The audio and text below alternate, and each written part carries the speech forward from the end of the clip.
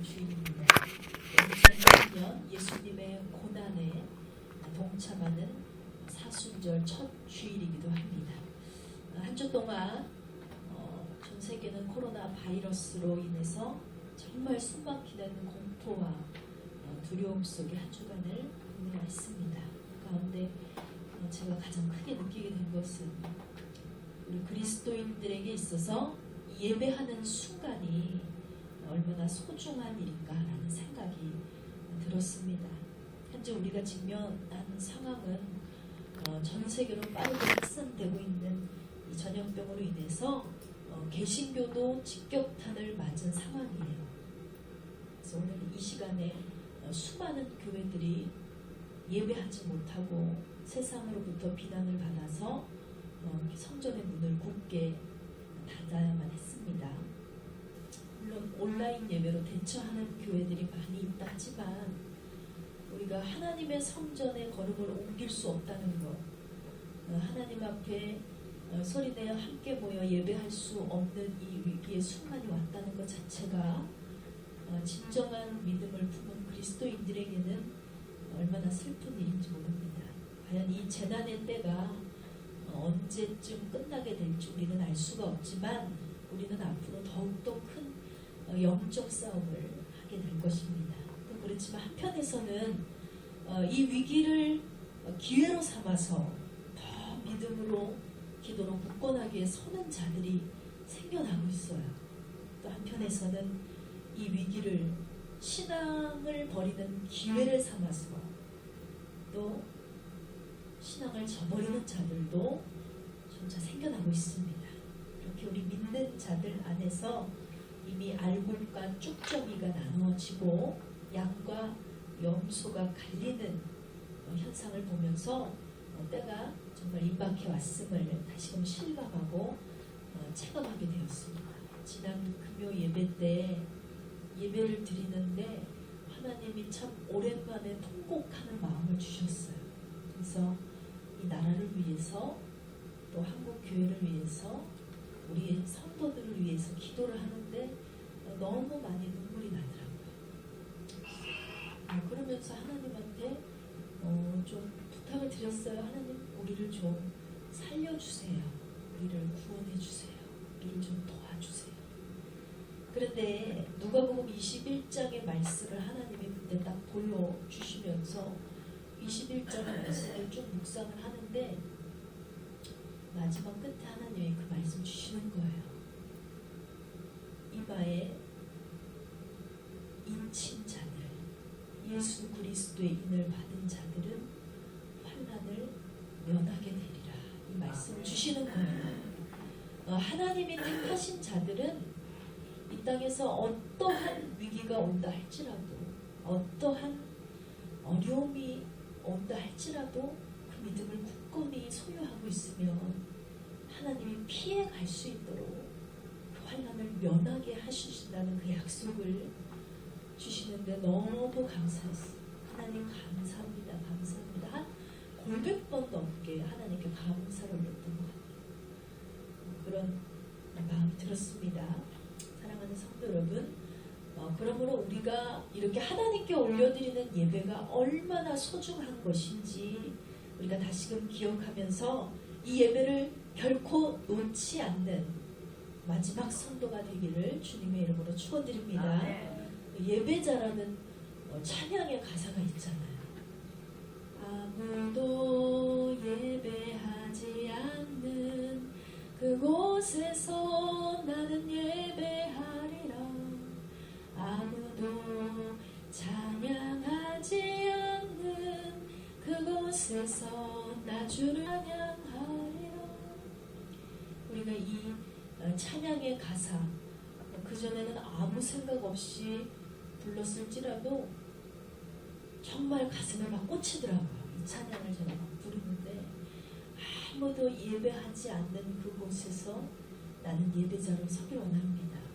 하나님, 아무도 찬양하지 않는 그곳에서 나 홀로라도 주님을 찬양하는 그러한 성도가 되기를 하나님 나를 좀 붙잡아 주세요라고 기도를 드렸거든요. 여러분들도 저와 동일한 마음으로 이 위기의 순간을 극복하셨으면 좋겠습니다.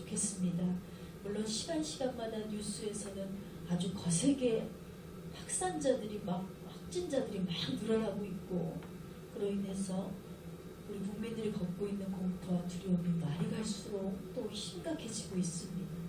그렇지만 우리는 알잖아요. 모든 것을 잠잠케 하실 분도 여호와 하나님이시고, 또 치료하시고 회복시키실 분도 여호와 하나님이심을 결코 잊지 마시기 바랍니다. 그래서 사순절 첫 주일 한국교회가 생겨난 이래로 가장 우울한 주일이 됐어요. 그렇지만 우리 믿는 자들이 철저하게 하나님 앞에 회개하고 돌이킬 수 있는 기회임을 기억하시고, 오늘도 하나님 앞에 더 깊이 나아가는 저와 여러분 되시기를 주님의 이름으로 축원드립니다. 오늘 우리가 함께 나눈 본문 에레미야서 35장 1절에서 11절까지 말씀을 중심으로 믿음의 선택을 한 레갑 족속이라는 제목을 가지고 은혜를 나누고자 합니다. 본문 34장 35장은요 여호와김의 통치 시대였다 그랬어요. 이때 유다 백성들의 믿음은 하나님 앞에 신실하지 못했습니다. 저들이 위기를 맞고 어려움에 직면한 아주 다급한 순간에만 하나님을 찾았다는 거예요.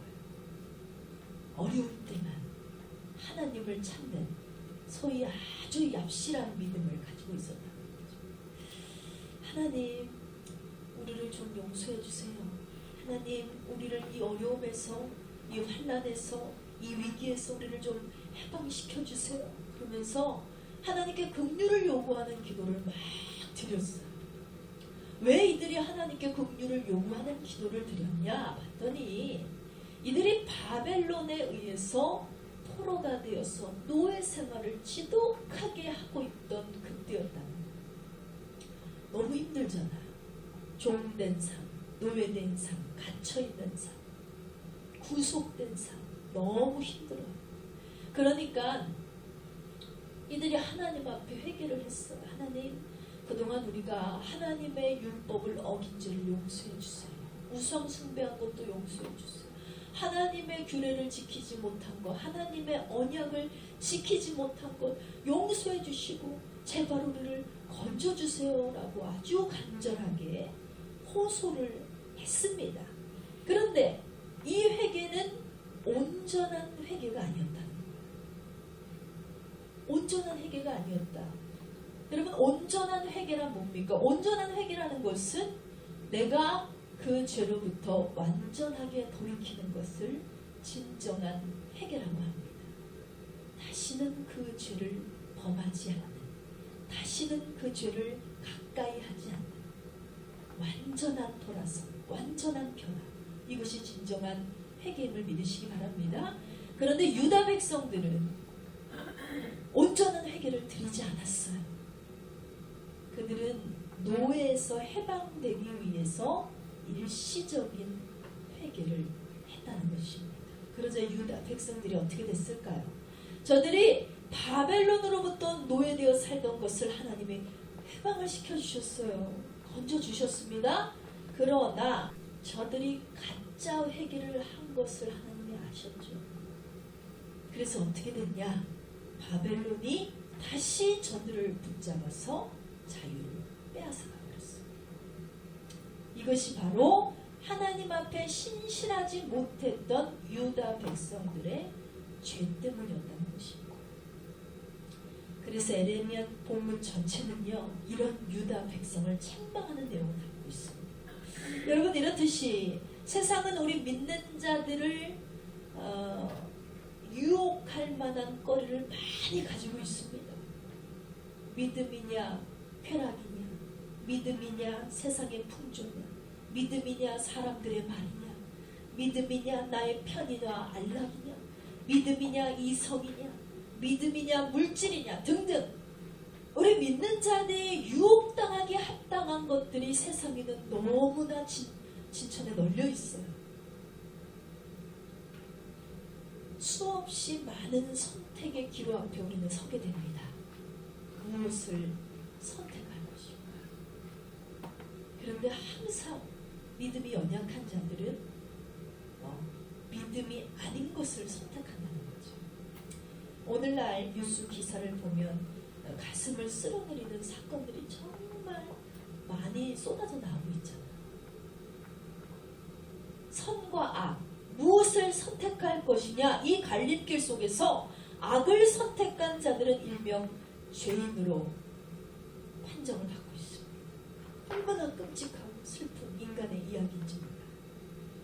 과연 그들이 살아계신 하나님을 인식하고 있다면, 죄를 미워하시며 반드시 죄를 심판하시는 하나님을 알고 있다면, 그분을 두려워한다면 이 일을 당연하게 저지를 수 있을까라는 생각이 듭니다. 북한에서도 코로나 바이러스의 확산을 막을 수 없었다고 해요. 그래서 그들은 지금 우리는 확진자가 절대 없다라고 공개석상에서는 주장하고 있지만, 그쪽에서 은밀하게 스파이들이 많잖아요. 또 들어오는 정보에 의하면 8명 이상의 확진자가 발생을 했는데, 아유, 김정은에게는 짤 없어요. 확진자 나타났다, 고치긴 뭘 고쳐, 확산될까 봐 그 자리에서 공개 처형을 했거든요. 총살로 딱 죽이는 거예요. 국민에 대한 존엄성, 국민에 대한 사랑이 없기 때문에, 그렇기 때문에 그냥 한 사람의 목숨을 파리 목숨처럼 휙 하고 목숨을 전염병이니까. 그래도 우리나라는 고치려고 애쓰고 힘쓰고 있다는 게 참 감사하다는 생각이 듭니다. 이런 일들 왜 일어날까요? 생명에 대한 주권자가 하나님이심을 알지 못하기 때문에 사람의 생명을 우습게 생각하게 됩니다. 그런데 신문지상에 발표되고 있는 살인마들에게만 이 죄가 허용되는 것은 아닙니다. 도둑놈 강도에게만 해당되는 이야기가 아닙니다. 우리가 살아가면서 얼마나 많은 선택의 기로 앞에 갈등하고 있습니까? 그리고 얼마나 잘못된 선택을 해서 우리가 주님의 마음을 아프게 하는 때가 많은지 모릅니다. 그때마다 우리는 잊지 말고 기억하기로 합니다. 나의 선택, 지금의 나의 선택이 과연 어떤 결과를 낳을 것인가? 그 결과로 인해 나는 선인이 될 것인가, 악인이 될 것인가? 이 선택으로 인해 나의 최후가 어떻게 예정될 것인가? 이 선택으로 인해 내가 진정한 주님의 양으로 남을 것인가, 염소로 주님을 저버린 자가 될 것인가? 믿음의 자녀라면 내가 어떤 선택을 해야 하는가, 옳은가를 항상 생각하며 주님 중심으로 이기시는 저와 여러분이 되시기 원합니다. 그래도 참 다행인 것은 이렇게 완악한 인간의 본성을 이길 힘은 바로 예수 그리스도를 믿는 믿음에 있다 하였습니다. 세상도 어떤 것도요, 인간 스스로의 힘으로는 빨려 들어가는 죄의 본성과 악성을 차단하기가 어렵다. 그러나 우리는 예수님의 보혈의 피로, 예수님의 보혈의 피를 의지하게 될 때, 그분 앞에 드려진 삶을 드리게 될 때 반드시 죄를 차단하고 이기며 승리하는 믿음의 종이 될 줄 믿습니다. 고린도후서 6장 14절 말씀에서도 주님이 이렇게 말씀하셨죠. 너희는 믿지 않는 자와 멍에를 함께 매지 말라 그러셨어요. 이것은 단순한 명령이 아니에요. 바로 이 말씀은요, 왜 그런지가 이 말씀 내에서 나와 있잖아요. 의와 불법이 어찌 함께 하겠느냐? 빛과 어두움이 어찌 사귈 수 있겠느냐? 타당한 이유를 두셨어요. 여러분, 의와 불법은 절대로 공존할 수 없어요. 빛과 어두움은 절대로 함께할 수 없습니다. 빛이 있는 곳에는 어두움이 사라지고, 어두움이 있는 곳에는 빛이 없어지는 법입니다. 그러므로 우리는 이 자명한 이치 안에서 반드시 거룩하신 하나님, 선을 행하시는 예수 그리스도를 닮는 믿음의 자녀로서 어떻게 해야 되냐, 세상과 구별된 삶을 선택하는 저와 여러분이 되시기를 주님의 이름으로 다시 한번 축원드립니다. 자, 오늘 함께 나눈 본문의 내용을 더 구체적으로 살펴보면요, 우리가 이렇게 사랑하기에 합당한 교훈이 나옵니다. 그리고 하나님의 규법과 율례대로 실천한 자들이 등장을 해요. 그들이 바로 레갑 족속이라고 불립니다. 이 레갑 족속은 부패되고 타락한 세상 속에서도 기독교인으로서 얼마든지 우리가 구별될 수 있다는 것을 보여준 좋은 본보기가 되었습니다. 이 레갑 족속 중에 저들의 선조 중에 누가 있다 했어? 요나답이라는 아주 경건한 사람이 있었다라고 성경은 얘기하고 있어요. 그가 후손들에게 신앙의 지침을 내렸습니다. 바로 에레미야서 35장 6절에서 7절에 기록되어 있습니다. 그가 내린 신앙의 지침이 뭐예요? 첫 번째는 포도주를 마시지 말 것, 두 번째는 집을 짓지 말 것, 세 번째는 장막에 살라는 것. 그렇다면 이 후손들은 이 가훈을 지켰을까 안 지켰을까? 결론부터 말씀드리면 이 같은 믿음의 조상의 가훈을 쫓아서 레갑 족속들은 철저하게 이 가훈을 지켜내려갔습니다. 무려 300년 동안. 요나답이 죽은 이후에도 300년간 저들의 후손들이 요나답의 이 신앙 지침을 철저하게 지켰다. 정말 대단한 사람들이죠. 쉬운 일이 아니잖아요. 우리가 한 해가 시작되고 결심하고 결단한 어떤 자기만의 언약도 지키면서 한 달을 살아가기 힘들고 1년을 살아가기 힘들어요. 오죽하면 작심삼일이란 말이 있어요. 각오해도 3일 만에 그것을 묵인해버리고 나 못하겠다 해서 다이어트도 포기해버리고 금주 금연도 포기해버리고 이런 사람들이 많지 않습니까? 그만큼 내가 나를 위해서 실천하기로 한 약속조차 지키지 못하며 사는 것이 우리 인간입니다. 그런데 이 레갑 족속들 요나답 이후로 요나답의 후손들은 300년만을 변함없이 지켜왔다. 대단한 사람들이에요. 그렇다면 오늘 말씀의 내용을 하나씩 살펴보면서 그들이 어떻게 가훈을 지키게 되었고 시험이 찾아왔을 거잖아요. 분명히 이 내가 정한 내 조상이 정한 이 신앙의 지침을 지키기 어려운 순간이 분명히 왔을 거라는 거예요. 어떻게 이 시험을 이겨내게 되었는지 우리가 함께 상고해보고자 합니다. 먼저 6절 말씀 보세요. 본문 6절에서 너희와 너희 자손은 영원히 포도주를 마시지 말며 그랬어요. 또 8절 보세요. 8절에서 순종하여 우리와 우리 아내와 자녀가 평생 동안 포도주를 마시지 아니하며 그랬어요.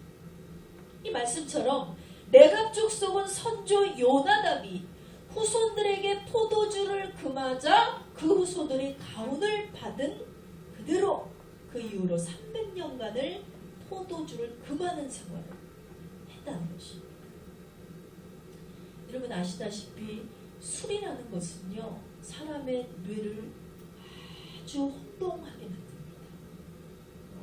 마비시키고 그 육체를 제어하지 못하게 하는 힘이 있어요. 그러니 포도주는 항상 방탕하기 쉽습니다. 이 당시에는 술이 포도주였지만 오늘날에는 술이 굉장히 종류가 많죠.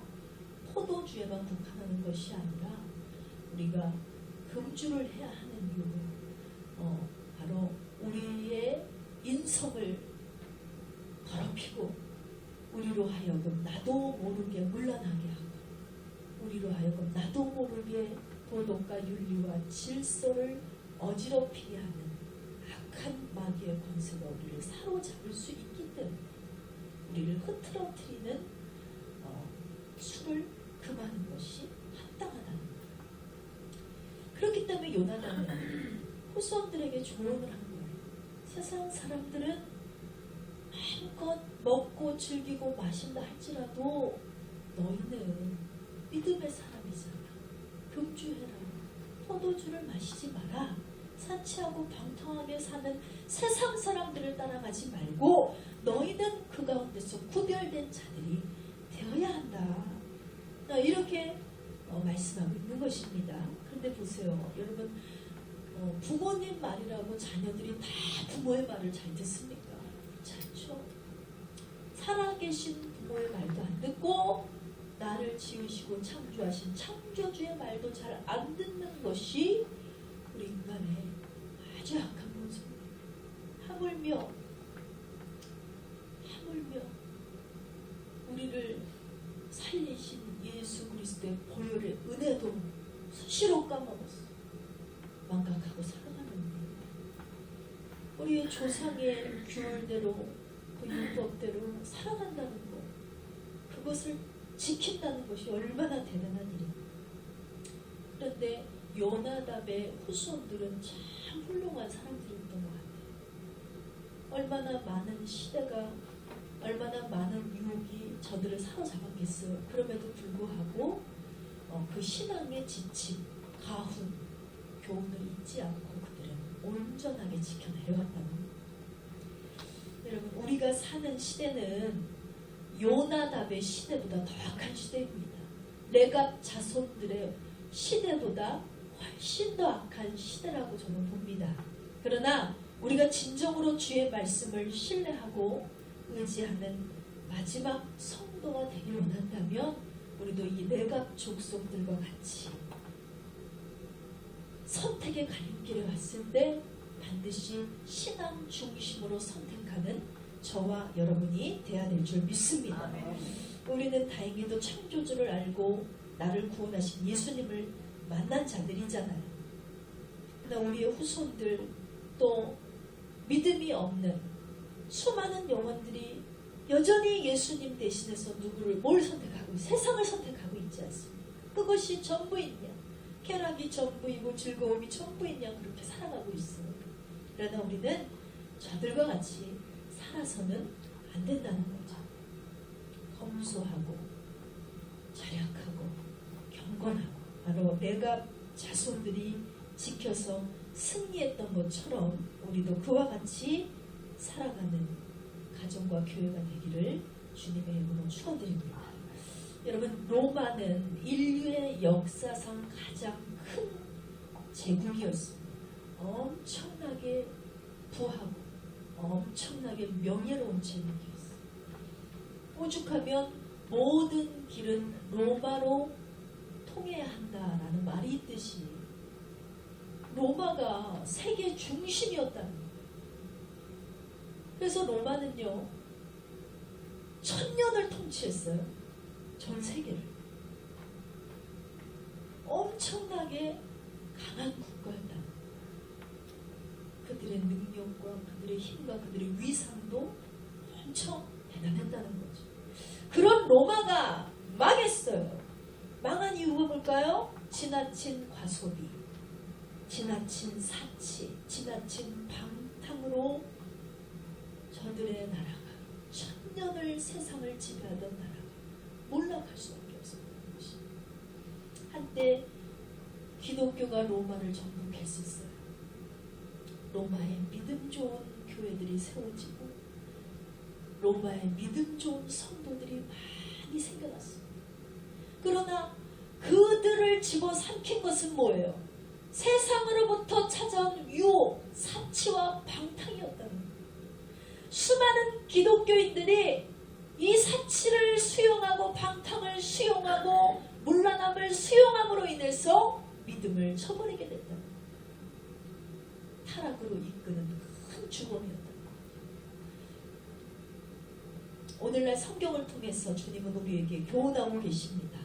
베드로전서 4장 7절 말씀에 만물의 마지막이 가까웠으니 그러므로 너희는 정신을 차리고 근신하여 기도하라 그러셨어요. 할렐루야. 그 말씀대로 우리는 지금 정신을 바짝 차려야 될 때임을 기억하시기 바랍니다. 그러므로 늘 기도하셔야 돼요. 깨어 있으셔야 합니다. 묵성하셔야 돼요. 하나님을 향해 우리의 고개를 들고 눈을 들어 하늘을 바라보라. 절대로 우리의 믿음의 기쁨을 잃지 않는 성도가 되어야 될 줄 믿습니다. 또한 우리는 물질 만능주의의 풍조에서 철저하게 구별되는 그리스도인이 되어야 합니다. 여러분, 세상 사람들은 잘 살고 못 사는 기준, 성공하고 성공하지 못한 사람의 기준을 어디에 둬요? 저 사람이 재산이 얼마나 많냐, 얼마를 버느냐의 기준에 따라서 저 사람이 잘되고 못되고 성공했고 안 했고 잘 살고 못 살고 부자고 가난하고 이런 기준을 둔다는 거예요. 돈 있는 사람을 보면 벌떼처럼 달려들어요.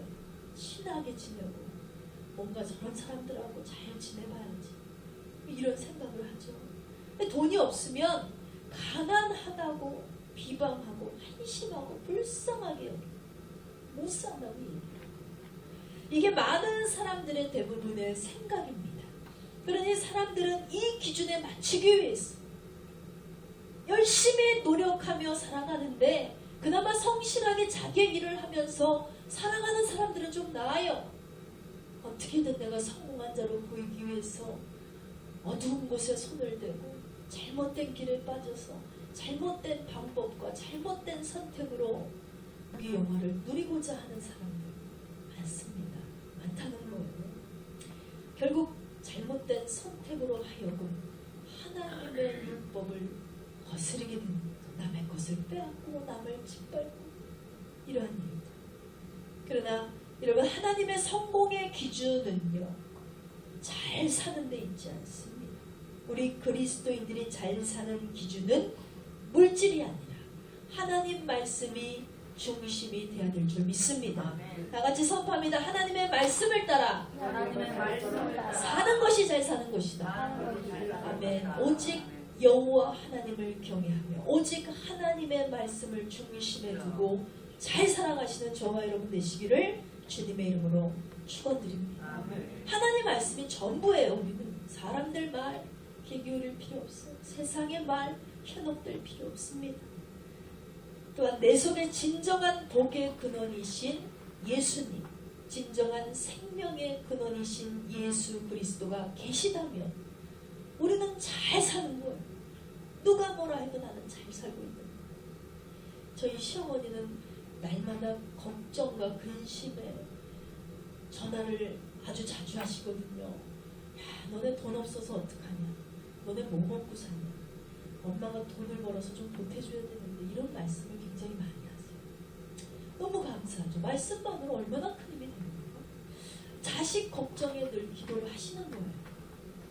저들이 사역자들인데 물질 때문에 어려움 당하지 않도록 기도로 채워달라고 항상 가서 기도를 하세요. 근데 저는 느낍니다. 내가 세상에 나가서 돈을 벌었을 때보다 더 많은 풍족함을 느끼고 더 많은 은혜를 경험하고 살아가고 있어. 내가 열심히 개미처럼 일해서 돈을 벌었을 때보다 하나님이 더 놀라운 곳곳을 통해서 채워주시는 그 은혜를 경험하고 있습니다. 그래서 너무 이 행복한 마음에 오늘은 무엇을 나누면 좋을까? 또 어떤 것을 함께 우리 성도들과 함께 나누고 베풀고 어디에다가 또 내가 이 은혜를 공급하면 좋을까? 하나님이 주시기 때문에 넉넉해서가 아니라 풍요로워서가 아니라 이 마음이 더 풍요롭기 때문에 그러한 선택을 할 수 있는 것입니다. 우리가요, 날마다 하나님을 내 안에 모시는 자가 되면 우리의 삶은 날마다 기적이 일어나게 될 줄 믿습니다. 만물을 통치하시는 하나님이 내 아버지가 되시고 만물을 주관하시는 분이 내 아버지가 되시고 모든 것을 가지고 계시는 하나님이 내 아버지인데 우리가 뭐가 부족해요? 하나님께 기도하면 하나님이 모든 것을 채워주시는 것입니다. 그러므로 우리는 더 이상 세상의 의식 속에 빠져서 우리 집 평수, 우리 집 크기, 내 통장의 개수, 내 재산의 숫자를 가지고 낙심하거나 실망하지 마시고 그것으로 내 인생을 평가하는 어리석은 자가 되지 않기를 주님의 이름으로 다시 한번 축원드립니다. 바로 요나답과 같이 오직 믿음으로 사는 법을 저와 여러분의 후손들에게 전해야 된다는 거예요. 우리의 믿음의 양떼들에게 오직 믿음으로 살아가는 법칙을 전수해 줘야 된다는 것입니다. 우리는 세상의 계산대로 사는 자들이 아니다. 우리는 하나님의 방식으로 사는 자들이다.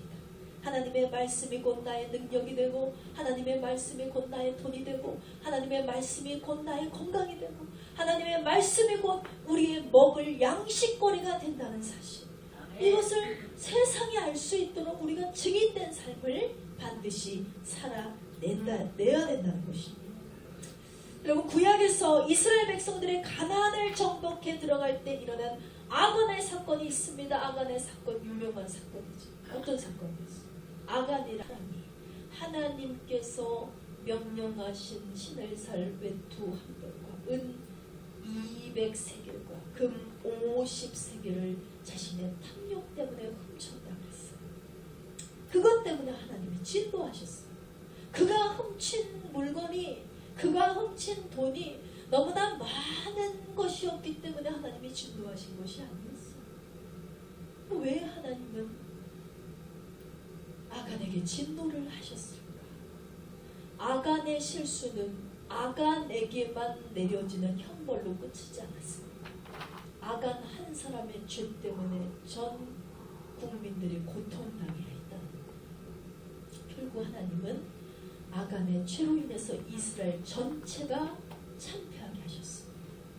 하나님이 왜 그렇게까지 진노를 하셨을까? 바로 강력한 심판을 통해서 탐욕을 품은 죄, 하나님의 말씀 앞에 불순종한 죄, 물질의 유혹을 받은 이 죄를 철저하게 깨닫게 하시려는 하나님의 마음이 있었다는 거예요. 그래서 하나님은 심판을 주셨어요. 한마디로 구별되게 하시기 위해서, 이스라엘 백성들을 구별되게 하시기 위해서. 작은 죄라고 우습게 보면 안 돼요. 작은 것이라도 너희가 나의 언약을 지키고 나의 율법을 지키고 하나님의 명령을 따르는 순종의 길을 가야 하는데, 아간이라는 한 사람 마음에 함심이 들어왔어. 전쟁에 나서 사람들이 다 죽어 있으니까 그들의 가슴 속에 품어 있는 막 물질들을 막 빼가지고 욕심이 나니까, 어차피 죽은 사람은 이제 더 이상 필요가 없잖아, 내가 가져가서 써야지 해서 훔치다가 하나님의 진노를 사서 결국 이스라엘 전체를 참패하게 만드는 비극을 불러왔다는 것입니다. 결국 아간의 죄는요, 그 물질을 써보지도 못했어요. 훔쳤는데 써보지도 못하고 아간 한 사람의 죄 때문에 그 가족들이 다 죽고 말았습니다. 여러분, 이것이 세상이 우리에게 가져다주는 결과입니다. 세상의 자랑, 세상의 기준이, 사람들은 돈이라고 얘기하지만 돈은 욕심을 부리면 부릴수록 인간에게 참패를 가져다 준다는 사실을 꼭 기억하시기 바랍니다. 그렇다면 돈이 다 해로운 것입니다. 그렇지 않죠. 정확한 교훈은 이거예요. 하나님의 법칙을 떠나서 모은 재산은 결코 축복이 될 수 없다는 것입니다. 하나님께서 인정하지 아니한 물질은 내게 있는 것이 도리어 화가 된다는 사실을 여러분 기억하시기 바랍니다. 이런 것은요, 잘 사는 것이 아니라 망하는 기준을 보여주는 거예요. 그것이 바로 아간의 사건입니다. 보면 에레미야서 35장 7절에서도 집도 짓지 말고 평생 동안 장막에서 살아라 그랬어요. 이 말씀에서 보는 것처럼 레갑의 후손들은 300년 동안 조상의 가훈을 실천하고 옮겼다 그랬습니다. 여러분, 이 세상은 언젠가는 우리가 떠나게 될 곳입니다. 영원히 머물 수 있는 곳이 아니에요. 물론 넓고 좋은 집에 살면 좋겠지요. 하루를 살더라도. 그렇지만 너무 욕심낼 필요 없다는 거예요. 근데 이 요나답의 후손들은 그걸 알았어요. 영원히 거할 곳이 아니기 때문에 우리 집 욕심내지 말자. 아주 가벼운 마음, 물질의 탐욕을 걷어내고 구별된 삶을 살아갈 수 있었다는 것입니다. 여러분, 우리도 그렇게 살아가는 자들이 되길 원합니다. 항상 우리가 선택의 기로 앞에 놓였을 때 나는 나그네의 삶이야. 어차피 이 땅에서는 영원히 사는 삶이 아니기 때문에 하나님이 주신 삶에 만족하고 자족하며 살아가고 건수하게 살아가고 그러다가 하나님이 영원히 살 수 있는 그곳을 우리에게 허락하신 그 천국에서 더 영생복만 행복하게 살 수 있도록 하나님 그 내 천국에 나의 집에 더 풍요롭게 하시고 더 은혜가 넘치게 하시고 더 좋은 3층 집에 살 수 있도록 내 믿음을 더 부어주시옵소서. 이렇게 기도하며 살아가야 된다는 것이 이제부터는 우리에게 물질이 중요한 게 아니다. 세상 유혹 과감하게 떨쳐버리고 세상에서 우리를 믿음을 저버리게 하는 선택을 얼마나 많이 열심히 하고 있어요. 이 코로나 바이러스하고 정말 많은 사람들이 선택의 기로 앞에 놓였잖아요. 그렇지만 어떤 선택을 하느냐, 자유의 의지를 주신 하나님께서 우리가 마음껏 선택하게 하십니다.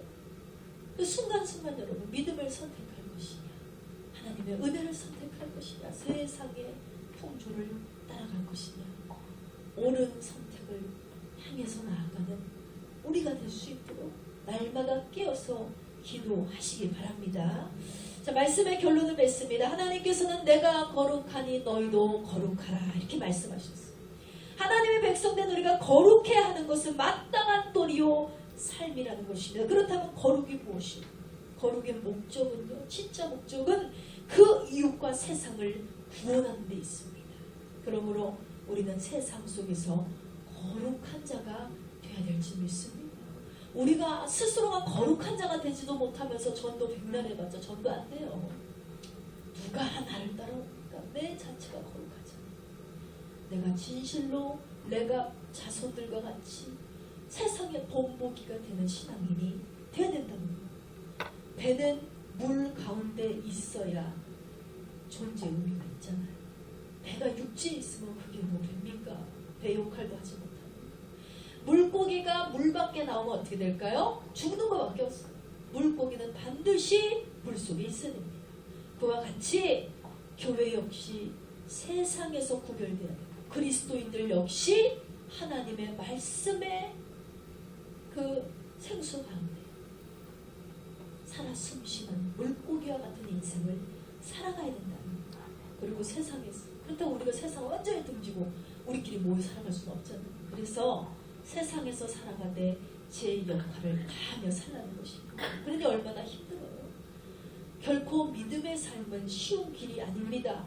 그래서 고난의 길이고 십자가의 길입니다. 그러나 우리는 반드시 지켜내야 한다는 사실을 여러분 꼭 기억하시고 내각 족속의 믿음을 따라 살아가는 저와 여러분이 될 때 우리의 후손들도 이 믿음을 따라 실천하고 지켜서 천대 만배의 복을 누리게 되기를 주님의 이름으로 축원드립니다. 이 시간 다 같이 기도하기 원합니다. 하나님께 간절히 기도할 때 하나님 선택의 기로가 우리 앞에 수시로 주어집니다. 무엇을 선택할 것이냐, 믿음을 선택할 것이냐, 이것을 선택할 것이냐. 우리의 마음에 갈등이 오고 방황이 오고 타락이 우리를 유혹하지만 그 가운데서 반드시 믿음을 선택할 수 있는 그 믿음, 그 은혜 우리에게 허락하여 주셔서 주님과 함께 동행하는 삶을 살아가게 해달라고 기도하시고 이 땅을 고쳐달라고 우리가 다 같이 기도합니다. 하나님, 코로나 바이러스가 더 이상 확산되지 않게 하시고 특히나 하나님의 진정으로 믿는 자들, 하나님이 사랑하는 선택하는 우리 그리스도인들 반드시 지켜주시고 우리가 이 질병으로 인해 죽지 않게 하시고 질병을 이기고 고난을 이기고 우리가 예수 그리스도의 이름으로 영원토록 살아갈 수 있는 천국으로 인도받게 해달라고 이 시간 주의 상창하시고 기도하시겠습니다.